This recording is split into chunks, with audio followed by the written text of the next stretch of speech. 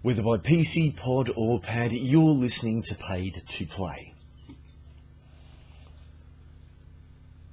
Whether by PC, pod or pad, you're listening to and quite possibly watching Paid to Play. I am Rob Farker, your host for this weekly exploration of the dangerous idea that bringing your whole self, especially the bits that you worry make you seem silly, geeky or odd, into your income-generating life is the best thing you can do. It might not be easy, but it is easier than we think, and I fear, and I want to show you how. So, welcome to episode 50 of the show. 50 episodes, well technically it's more than that. I've done a couple of general weblog ones as well as the actual interview chats, plus there was the proto episode with Marcus Herstick, but we've reached the half-century mark, and that is incredible. But for a little while there, I was not even sure whether I was even going to be going on with the Pay to Play podcast after I think I hit episode 35 or 36. So that's a fantastic achievement, if I do say so myself. So today is one of my off-week episodes, one of my even-numbered episodes, which means it's going to be all about me for this one. As I have mentioned before, it's great talking with other people about how they go about getting paid to play, but if I really want to prove the concept, then I think it's worth talking about my own attempts and successes and failures. So we will get into that now by starting off with money where my mouth is. Over the past couple of weeks, what have I been doing in order to get paid to play? Well, the last couple of weeks have been a little bit on the busy side on other endeavours, mostly because 2 days ago, Saturday, July the 11th, was Tropicon. I believe I've mentioned it a couple of times before in earlier episodes, particularly some chats with people like Vicky Vic, cosplayer, Paul Abstruse, tattooist and comic book artist, Charlie and Grant, who Charlie is one of the organisers of Tropicon, and Grant was his mentor because Grant was the organiser of Sugar City Con. I'm talking about the places where I've talked about Tropicon instead of talking about Tropicon. So Tropicon was the city of Cairns in far north Queensland's first pop culture convention. There was a fair bit of doubt even amongst the people who were involved as to whether or not it would even be a success. If you've heard of big pop culture conventions like San Diego Comic-Con in the States and Supernova and Oz Comic-Con here in Australia, these big franchise events that all happen in major cities, major capital cities, especially in Australia, you would be sort of thinking that Cairns, which is really a couple of thousand kilometres away from the nearest major hub of Australian civilization, if you can call Brisbane a major hub of Australian civilization. I apologise, Brisbaneites. I have only ever been to Brisbane very briefly, so I'm just taking a stab at you for the fun of it. Whether Cairns, even though it's got an international airport, would really count as the kind of place that you would expect enough geeks to be in force for a convention. We weren't even sure whether it would, break even, but over 2,000 guests on Saturday. It was fantastic. But I will rabbit on a little bit more about Tropicon soon. We're talking about my efforts to get paid to play here, so I was a little bit preoccupied. Nonetheless, I think I mentioned in episode 48 that I had restarted my Fiverr page.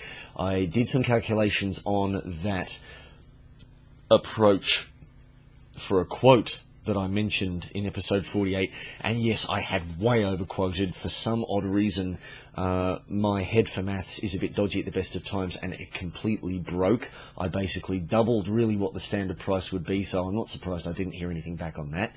Nonetheless, I did get another regular bite to write a blurb for a kid's book, and I got it in within the 5 days and got paid and a lovely piece of feedback. So I currently have $12 US against my Fiverr account after Fiverr took its $1 cut for the 3 gigs I've had so far, and I am planning on bringing that down because Patreon, at the beginning of the month, that rolled over, and I noticed that I got paid about half what I thought I was meant to. So I looked into it, tried to figure out what the hell was going on, until the penny dropped. I mentioned that chat with Charlie Kennel and Grant Robinson that I did. I had managed to upload early access for my Patreon $5 backer, and I had completely then forgotten on the Sunday when it actually went live to put it up on Patreon as a piece of paid content. So I've put it up now as such, and hopefully my gorgeous, fantastic, lovely backers will forgive me for having a bit of a big month this month, because it was accidentally a short month last month. So something to learn there. If you need to do something on schedule, make sure you have enough reminders to get it done, because I promoted the episode everywhere else and just completely forgot to do the necessary on Patreon. Aside from that, had an interesting development. There is a website that I quite like called Puttylike, which is geared at multi-potentialites, people who can't easily be defined by just one interest. They tend to skip around, get interest in various bits and pieces throughout their lives. There's not one sort of single unifying job that you can use to describe them with, which is tough luck for all those people who like to try and put people into nice little easy pigeonholes, but it also can be a bit aggravating for multi-potentialites who keep getting barraged by people who are expecting to try and categorize them and say, all right, this is what you do, this is who you are. And I'm a little bit like that. I've skipped around in my time, and they were looking for bloggers. They were going to pay $100 US a month for 2 articles a month. And this is all public information, by the way. They spelled this all out in one of their blog updates, so I'm not spilling any beans here. And I thought, what the hell, let's give it a go. I applied, and I got an email back a day or two ago saying, thank you very much for your application, but unfortunately you weren't successful at this time, which is unfortunate, of course, but thanks again to the Puttylike mob for considering me. Emily Wapnick, if you're watching, I will still have to get you on for an episode of the show sometime. So, on that note, I think that pretty much summarises where my mouth is. I don't have any thoughts right now on what is next, but I will be sure to share any further updates as they come. I didn't manage to have a chat with Birdie and Mike this week because the next time that we were scheduled to get together after our last one was smack bang on Tropicon. And I knew that I wanted to have the day after it to just unwind and relax a little bit, which again I will talk about in a few minutes. So let's move on. And how much time have I burned on this so far? I am trying to keep it down to about 10 minutes. We've just hit the 9-minute mark, pre-cutting out the little bits at the beginning, so that's not too bad. Musings. So, I had a few topics that I was thinking of talking about, but I wanted to talk a little bit about Tropicon and my immediate takeaways from that. It was, as I said, a fantastic experience. I wasn't just a visitor there, I was the master of ceremonies. If you have a chance to look at the Paid to Play Podcasts page on Facebook, you will see some photos that I put up, and also look at by Rob F on Twitter. I will see if I can upload them to this page, this episode's page on the Paid to Play Podcast website when it goes live. I got dressed up as XCOM Enemy Unknown's character, Central Officer Bradford, which was thankfully a nice, easy cosplay and my first one ever. And I toured the floor. I did have a wireless microphone, but it pretty much stayed on stage. And overall, Tropicon was... and I'm sounding like I'm having to think about this because I shouldn't, because it was bags of fun. It was great. It was just one hell of a learning experience. This is the first time I've done public speaking before. I have been on stage with an amateur theatre company, but this is the first time I'd actually spent 7+ hours on a show floor, not just sort of wandering around and saying hello to people, but helping people, helping the crew of Tropicon out. And Charlie Kennel, the organiser, was basically doing most of it himself and running around like a blue-assed fly, the poor bugger. And I fully intend to get involved a bit more as a general volunteer prior to the con. And yeah, there were a heap of great things about it, a lot of things that we can learn for next time. And my main takeaway for musings is something that I actually thought about a little bit after the show. Saturday night, Sunday morning, not so much Saturday night because there was the after party at the Jungle Bar, but Sunday morning, I don't know what it's like for everyone else, and I think this might be a bit of a geek thing, but you sort of immediately, once you see something, you kind of want to discuss it with your friends, or once you experience something, you want to discuss it with people, dissect it a bit, proceduralise it a bit, and, you know, turn it into something to fiddle with. And I sort of realised that right at the moment that was kind of a danger, because we had, a lot of people had poured a lot of time and effort into making a pop culture convention in Cairns a reality. And when you do something like this, there is something of a huge high involved. I think we discussed it, Beefy and I, in episode 37, pretty sure it's episode 37 of the podcast, about how when you go to one of these pop culture conventions and you're kind of surrounded by your kind of people, it is one hell of an atmosphere. And it's something that perhaps in the minutes and hours and days afterwards needs to be protected a little bit.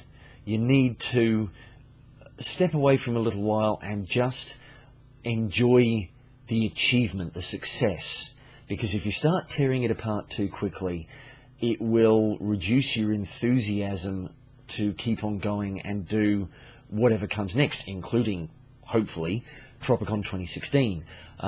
Actually, I don't think that's in much doubt at the moment. It was a smash success. There were people lined up around the block to get in, 10:30, 11 o'clock, midday.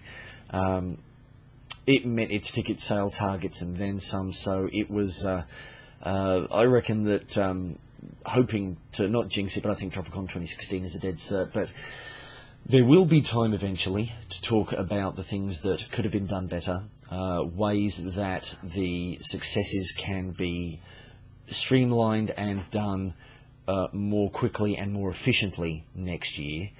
But I think that is true for any kind of creative endeavour, and especially if you are getting paid to play, because it does take some guts to stand up and say, this is what I do, I love doing it, but not only that, you folks out there love what it is. You can love what it is. It matters to you, and as it matters to you, and I put time and effort into it, I want to keep doing it for you, so please pay me your money so that I can keep doing it. You need to be able to preserve as much courage as you can and as much enjoyment of it as you can. And getting in and doing post-mortems and dissections and brainstorming sessions and constructive criticism especially too early can be viewed when you're sort of still in that, coming down from that high and in that kind of post-experience, maybe a little bit of a vulnerable state. That can take away the joy of the thing. So if that's my musing for today, it's take it easy once you've finished. If you need to do something, go and try and do something else that's not directly related to the thing you've done. If you've finished a novel or a first draft, put the first draft aside, and if you still need to write a diary entry, pick up another work that you've been noodling on in the background and write that, or maybe go and do something completely different. I have the week off, which is why I'm recording this on a Monday morning instead of being at work. And my wife and I are going to be spending the week in the garden. We went and got some herbs and some veggies yesterday at Bunnings Warehouse, and we've spent the last couple of weeks revitalising our veggie beds down the back of the yard, and I think it will be a wonderful Zen thing to get into doing that and calm down post-con. And I kind of want to brag a little bit because Saturday, July the 11th, was my birthday as well. So it was one heck of a birthday present. When Charlie asked me to whether I could be the host/MC of Tropicon, the first thing I said was, "You're trying to make me work on my birthday, you bugger." So we had a bit of a laugh about that. But yes, it was fantastic, and I would like to say hello to a whole bunch of people, including a good few guests from Paid to Play. It was great to actually finally meet some folks in the flesh.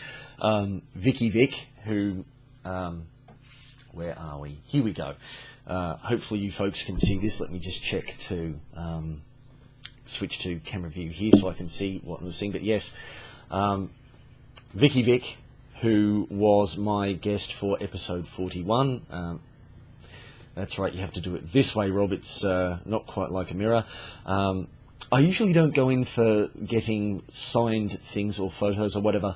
I figure if I want to get something, I'll just get it and reward a person for, thank a person for creating something awesome with my money. But I couldn't resist at the moment just because I did get to meet these people, and I'd already kind of had a little bit of a personal connection with them through the podcast. So yeah, when a couple of them said, "Hey, how do you fancy a photo?" I said, "Oh, what the hell, go on." Here are, let's see, a couple of ladies who I'm hoping to get on the show. They have this horrible habit of piking on me, you two, so we're going to get our schedules in order. They were absolutely crazy. But two bundles of absolute sheer ridiculousness. They were great to hang out with. I like to call them the Demented Duo. Twerks, I know you wanted me to announce you guys on the podcast as the Booty Babes, but the only way I'm going to be talking about your asses in public is when you've got more of it than class. And I'll be probably saying that a fair lot now after having met you two, but yeah, here we go. Twerking Gherkin in this lovely little picture as Tinkerbell, and I really want to talk to her about, I'm cutting half my face off here, I really want to talk to her about that because one of her gigs is with a Brisbane outfit called Ever After Parties, so she gets paid to cosplay as a Disney princess, and that is bloody fantastic. And the other half of the sisterhood, Evie Dantes, aka Dante's Inferno, she is, of course, she's a cosplayer as well. She has also managed to get herself some sponsored deals going with a dentist, of all things, promoting healthy smiles, and a game retail outfit. I think she has a referral link through them. So, I want to talk to her a little bit about that. But speaking, and another quick thing about Tropicon, I want to give my guest for episode 42, Ash Chain, who it was great to meet up with again, some mad props because she basically became the unofficial spokesperson for the con by, here we go, congratulations again, Ash, front cover of the Kansai magazine in the lead up to Tropicon, and here we go, today's paper, here she is again, Monday the 13th of July, okay, I'm just going to have to give up and get my head out of the way here. There we are. There she is again, and we will just skip to page 3. So yes, Ash, I guess one thing you probably wouldn't have seen coming when you moved up to Cairns was that you'd actually wind up joining that fine tradition of the UK tabloid press as a page 3 girl, love. So there you are. Congratulations, Ash, in your identity as Lady Chain Cosplay. I bet when your fellow asked you to move up here and join him in his tattoo studio, I imagine you couldn't have seen that coming, eh? So congratulations again. And look, while we're talking about gorgeous women and my birthday, I would like to quickly show this off. This is this is my birthday present from my lovely wife Vicky. I have tried to make it a rule that I don't want presents for my birthday, but this was fantastic. She got this done up for me, and it is, I've got to find a place to hang it up. I think I'll put it up behind my screen somewhere, just so it's right at eye level there. But yeah, here we go. Done up by an artist in Stockland in Earlville. Stockland is one of the main shopping centres in town. So yes, I'm royal. Thank you very much. All bow down to me. I'm open-hearted, and I have a brave heart. Apparently, this is what Vicky says, that this is what my name, the letters of my name, if translated into Japanese, actually mean. But this is I love the colours in this. This is great. So thank you again, darling. I'm sorry I wound up spending most of my birthday not with you, but I'm glad I got some time to just sit on the couch with you between the con and the after party, and also glad I've got the week off so we can spend it tidying the garden up. And yeah, love you, sweetheart. Okay, so where are we? I think we are another good 10 minutes in. Yes, we are, so I'd better get stuck into the mailbag. And once again, speaking of Tropicon, thank you very much, Mitchell Davies, who I got to know quite a bit better in the lead up to Tropicon and at the con. He is the head of the Cairns Cosplay Club at the moment, and he was, of course, involved in getting the Cairns Cosplay Club into Tropicon and helping organise a couple of the events, including the cosplay competition, which Vicky Vic, Twerking Gherkin, Evie Dantes and Liam McLeod, Brisbane's 11th Doctor, who does a fantastic job, by the way, all judged. And his question to me was, how did you start the podcast? Well, I guess one day I just decided to get going, but that's not really much of an answer. As you guys can probably guess, I've been told for years that I've got a voice for radio. I have done some time, a couple of years. Pardon me, I just need to take care of my voice for radio right at the moment, if you'll excuse me. I did a couple of years with Cairns Community Radio, doing radio for the print handicapped, reading live to air articles from the Cairns Post. And although they encouraged me to come up with ideas for a show, I had no idea what the heck I wanted to do with it. So podcasting in general started when a mate of mine, Andrew Hilton, back in Sydney, one of the guys we really miss from down there, sent me a link to a website called LibriVox, which is all about doing voice recordings of public domain works and putting them up as open source. Again, kind of a radio for the print handicap thing, but also getting public domain works that probably don't get much attention nowadays between the ears of people who might otherwise miss them. You know, you can download these things onto your iPod, much as you can this podcast, and listen while you're out on the road or out for your morning jog or doing housework or whatever, and catch up on some classic items of literature that you might not otherwise be able to. It was a nice idea. I tried it out, and yeah, I don't know. I've considered doing narration, but I wasn't quite sure whether it was my thing. But I'd been listening to other podcasts for a little while, like Mer Lafferty's I Should Be Writing, and just a thought occurred to me, well, maybe I could do a podcast of my own. What the heck, I could use the ego boost.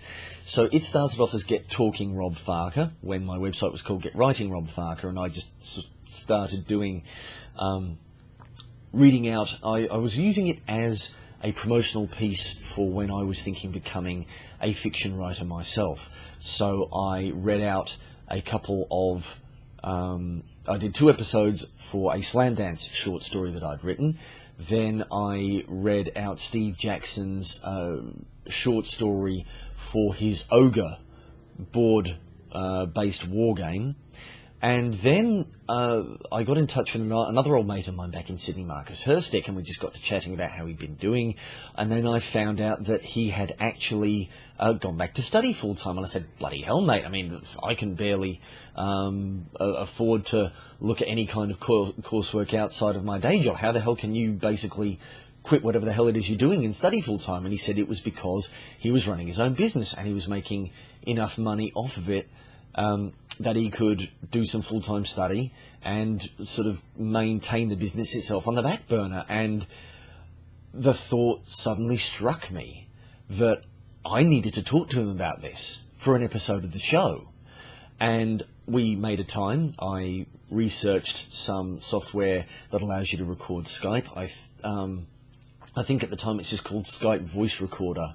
I was using at the time, and I'm saying at the time a lot here. I'm blathering on. And it went great, and I edited it and put it up. And then I just suddenly thought, well, now this is what I want to keep doing. And that's, I guess, how I started it, Mitchell, is when I realised what I wanted to do, I started just casting about for people who I could get on the show.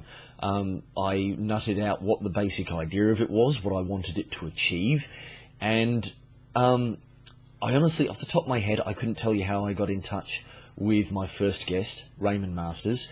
But yeah, it was great that we did manage to get together and we chatted about the Truth Saga.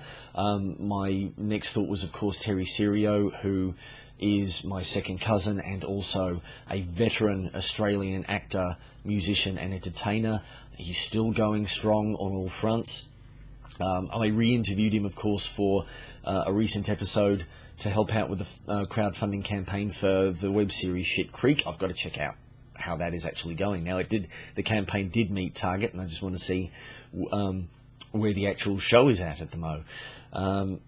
And I just built momentum and kept going, and it has been fun ever since. It is still scary getting in touch with new people and saying, hey, I've got this show, can I get together with you either in person or via Skype and talk to you about what you love doing, which I guess, of all the topics that you could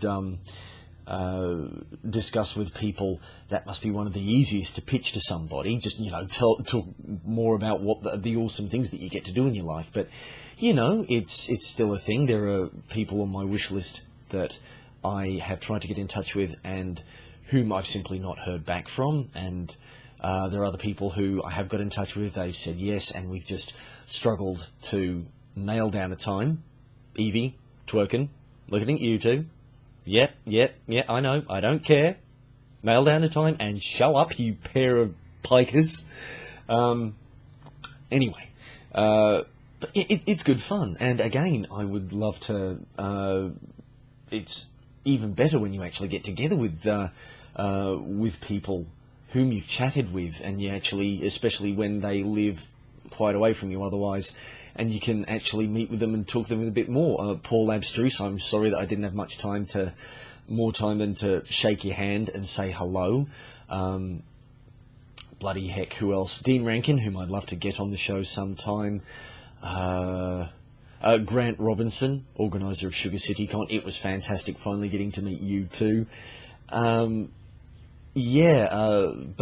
I hope, Mitchell, that answered your question as to how I started and what inspired me. And it has been great so far, and I really hope I can keep going with it as long as possible. Mitchell, please let me know if this answered your question. If not, I'll come back to it, and I hope whatever you are doing and whatever you're sort of thinking about trying to make a little bit of money from, I hope this helps you get there a little bit. Anyway, we're reaching the half-hour mark, so it is time to wrap this up, and pardon me for not keeping eye contact, I'm just looking for my standard outro script. Thank you very much for listening and for watching, all you YouTubers. These things take forever to upload, it's a bit of a pain. And I would like you to do some things for me if you enjoyed this episode. iTunes or your favourite podcast aggregator, please subscribe if you haven't already, but also please give me some stars, even if it's just one, and ideally a written review on iTunes or whatever your favourite podcast aggregator is. Spread the word about this podcast on social media. Like it, favourite it, share the central pages and any individual episodes that you love, and tell people what's awesome about them. I am on Facebook and Google Plus as the Paid to Play podcast. There is also a Facebook group called Fans of the Paid to Play podcast, and I would love it if you could join up with it. On Twitter, of course, I am by Rob F. I tweet these episodes as much as I can, so retweet them, or if there is a specific episode you love and want to get people's attention to, paste the link into your next tweet and tweet it like crazy, and just tag me in, by Rob F, Bravo Yankee Romeo Oscar Bravo Foxtrot. YouTube, of course, please like and share these episodes. And once again, I would absolutely love it if you could chuck this podcast $1 or $2 on Patreon. You'll find it at patreon.com. That's, if you don't know how to spell Patreon, Papa Alpha Tango Romeo Echo Oscar November.com/paid to play. All one word, no spaces or underscores or anything like that. You are helping this podcast cover its basic expenses, and also subsidising making it bigger and better, getting it between more people's ears and helping it be of more value to more people. As finances are always a worry for everyone, taking a little bit of pressure off my mind as well. Next episode 51, is my next interview, which means I have to make a call as to whom of the people I have got chats in the can with I am going to be talking with next. I think it's going to be Link Biggins. Des Green, if you're listening to this, it was awesome catching up with you at Paid to Play as well, and all my best with making and promoting Dimension Man. Your episode is still in the can. It's a little bit on the long side, and it does need a bit of cleanup. So at the moment, as I need to get an episode ready for early access on Thursday, so I've basically got 2 or 3 days to do that in between everything else around the house, I think I'm going to have to postpone yours for a bit longer. So Link Biggins runs Scooter Co., whom I got in touch with a couple of years ago when Dad and I were talking about getting me a motor scooter to commute into town for work on. In the end, he wound up buying me the Foxy Lady and riding it up all the way from bloody Sydney to Cairns, you maniac Dad. We're going to be catching up in October when he comes up here with my Aunt Heather and his lovely wife, Shu, from China. My mum passed away a few years ago, but Shu is fantastic, and I'm looking forward to meeting up with her again and spending some time with Dad and with Heather, who pops out from the UK every now and again. And I got off topic, but yes, Link Biggins is a petrol head from way back. He started out on motorcycles and then discovered the joy of a 50cc motor scooter for a short commute into and out of work, and decided to start serving the local scooter market by providing quality product and services out of his store in Anderson Street on Cairns. So while I didn't wind up actually getting a scooter from him with Dad's help, the Foxy Lady has been in there a couple of times for some emergency repairs after one of the cheap tyre valves on her tyres blew on the way to work. Thank you for the RACQ for rocking me in there. And the next time she needs a service, that's where I'm going to be taking her in. And it was great fun chatting with Link about all things motor-related and perhaps the future of scooters in the light of our efforts to move to a more energy-efficient and environment-friendly method of transportation. And yes, it was a good fun little chat on location at Scooter Co. So I will endeavour to have that up on Thursday for my early access backers, then on Saturday for the folks who are members of the Pay to Play podcast mailing list. So please also, if you want to get early access but you don't want to sign up for Patreon, you cruel, heartless people, you, please sign up for the mailing list. You will get access to new chat episodes a day early. And it will go live on Sunday, July the 19th, for absolutely everybody. And I've got to get a photo of Link at some point as well. So, to wrap this up, finally, this is Rob Farker asking you to stand by your play, because you never know who else might find value in it.